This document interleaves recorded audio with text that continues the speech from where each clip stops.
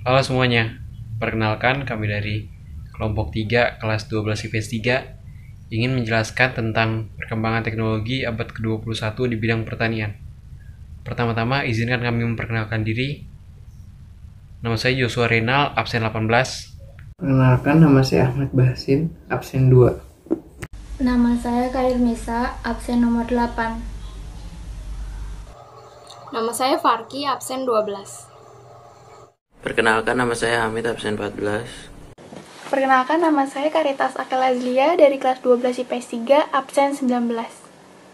Perkenalkan, nama saya Nirmala, absen 25. Saya Rika Cahyani, absen 30.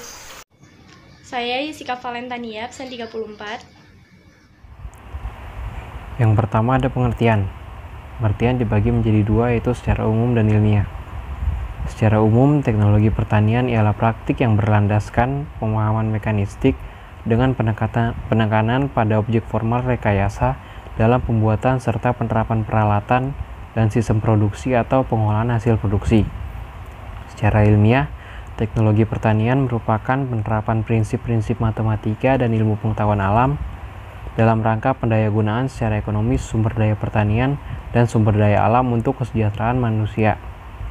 Falsafahnya, teknologi pertanian merupakan praktik empirik yang bersifat pragmatik, finalistik, dilandasi paham mekanistik, vitalistik, dengan penekanan pada objek formal, kerekayasaan dalam pembuatan dan penerapan peralatan, bangunan, lingkungan, sistem produksi, serta pengolahan dan pengamanan hasil produksi.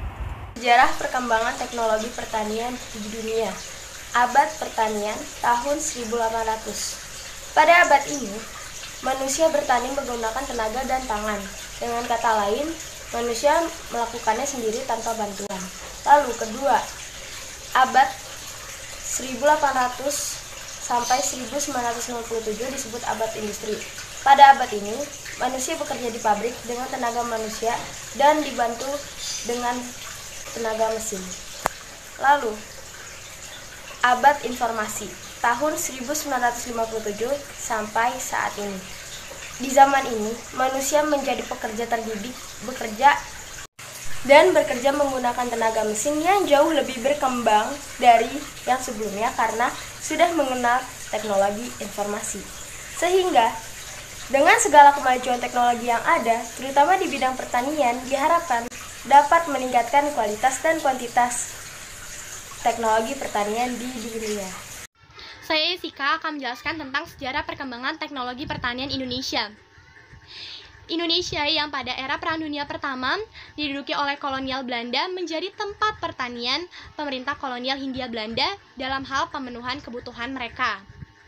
Untuk melaksanakan programnya, pemerintah Hindia Belanda yang sebelumnya mendatangkan tenaga ahli pertanian karena adanya peperangan, mereka mendapatkan kesulitan untuk terus mengirim tenaga ahli dari Belanda. Untuk mengatasi masalah tersebut, kemudian mereka membangun sekolah-sekolah pertanian dan teknik untuk mencetak tenaga ahli di bidang pertanian. Setelah merdeka, Indonesia mandiri mengembangkan ilmu pengetahuan dan teknologi, tak terkecuali teknologi pertanian. Kebijakan iptek telah ada sejak pelita pertama tahun 1970. Penyuluhan pun tetap menjadi suatu usaha perbaikan pertanian. Pada saat itu juga telah ada lembaga yang bertugas dalam melakukan pengembangan ilmu pengetahuan dan teknik seperti lembaga penelitian pemerintah non-departemen di bawah koordinasi Kemenristek.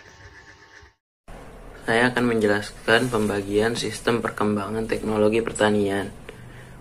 Yang pertama ada penelitian benih unggul. Benih yang berasal dari jenis unggul yang berkualitas baik ditinjau dari segi kemurnian benih, kebersihan benih, daya tumbuh, dan kesehatan benih. Pemakaian benih unggul merupakan salah satu faktor penting yang menentukan tinggi rendahnya hasil persatuan luas suatu pertanaman. Yang kedua ada penggunaan teknologi pertanian yang canggih. Alat pertanian memiliki pengaruh besar dalam produktivitas produk yang dihasil dari bertani. Penggunaan alat yang canggih akan berpengaruh pada kegiatan bercocok tanam, sehingga pekerjaan menjadi lebih cepat yang tentunya hasil panen pun akan lebih banyak. Selain lebih cepat, tenaga yang digunakan pun tidak akan sebesar penggunaan alat yang tradisional jika dilakukan dengan teknologi pertanian yang terbaru. Yang ketiga, ada penggunaan bahan kimia modern. Perusahaan pupuk kimia dan obat pertanian kini menggunakan teknologi modern untuk menghasilkan kualitas pupuk kimia dan obat pertanian baik. Dengan menggunakan pupuk tersebut, tentu kualitas hasil panen pun akan semakin meningkat. Omset petani akan bertambah, konsep pemerintah tentang memanusiakan petani akan segera terwujud, derajat petani akan naik, dan petani akan naik kelas sosial di masyarakat. Lalu saya akan menjelaskan tujuan sistem perkembangan teknologi pertanian. Nah, tujuan yang pertama ini sistem perkembangan pertanian yang terpadu dan ramah lingkungan. Lalu tujuan yang kedua ini adalah optimalisasi hasil pertanian. Konsep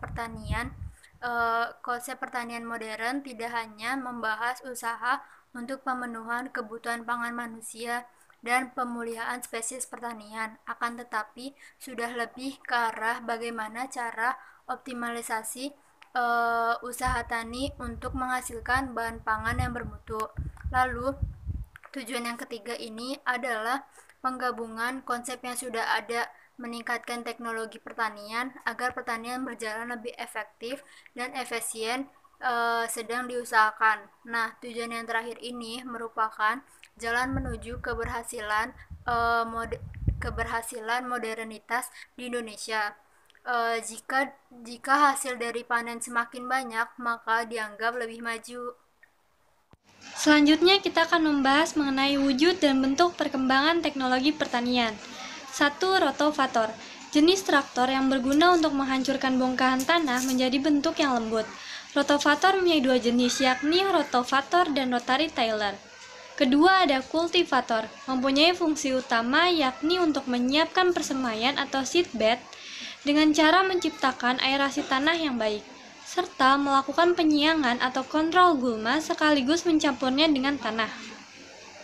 Ketiga, ada transplanter. Dengan mesin transplanter, menanam padi jadi sangatlah mudah, sekalipun luasnya melebihi 1 hektar. Menurut beberapa sumber, mesin ini mampu menanam padi dengan luas 1 hektar hanya dalam waktu 3 jam saja. Berbeda jauh dengan cara menanam dengan konvensional, akan membutuhkan waktu yang lebih lama dan jumlah tenaga manusia yang lebih banyak. Nah, selanjutnya itu ada mesin transplanter, yaitu mesin yang menggabungkan 3 fungsi, bisa memotong, merontokkan, dan ketiga bisa menampi. Nah, mesin panen ini itu bekerjanya lebih cepat, biayanya lebih murah, dan hasil gabahnya itu lebih bersih. Di saat susah seperti ini untuk mencari tenaga kerja, menggunakan mesin transplanter itu tuh sangat membantu dan pilihan yang sangat tepat. Yang kedua ada combine harvester. Tidak jauh beda dengan transplanter, ini tuh mesin yang menggabungkan 3 fungsi, bisa memotong, merontokkan, dan juga menampi. Hasilnya juga sama, gabahnya lebih bersih, lebih cepat penggunaannya, dan biayanya juga lebih murah. Yang ketiga ada irigasi tetes. Nah, irigasi tetes ini tuh lagi digemari banget oleh petani dalam negeri maupun luar negeri, karena terbukti lebih mengefektifkan jumlah air, jadi lebih teratur gitu, dan jadi lebih hemat air. Selanjutnya ada dampak positif. Yang pertama itu, lebih banyaknya peluang baru penemuan produk pertanian. Contohnya itu pestisida baru. Yang kedua itu meningkatkan produksi pertanian. Yang ketiga, teknologi bisa menjadi media sosialisasi dengan lingkungan sekitar. Yang keempat itu meningkatkan kualitas produk pertanian. Yang kelima itu, teknologi baru dapat mengganti tenaga kerja manusia dengan tenaga kerja mesin yang jauh lebih pintar, efektif, dan efisien. Yang keenam, memberikan banyak kemudahan dalam bidang pertanian dalam hal produksi dan promosi. Selanjutnya ada dampak negatif. Yang pertama itu berkurangnya jumlah tenaga manusia yang berdampak pada penurunan jumlah petani karena tergeser oleh mesin-mesin. Yang kedua, hasil dari riset seperti pestisida dan pupuk kimia yang memang meningkatkan kualitas dapat menurunkan kualitas makhluk hidup dalam ekosistem tersebut.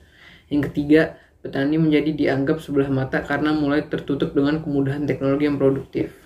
Sekian presentasi dari kelompok kami. Kurang lebih mohon maaf. Assalamualaikum warahmatullahi wabarakatuh.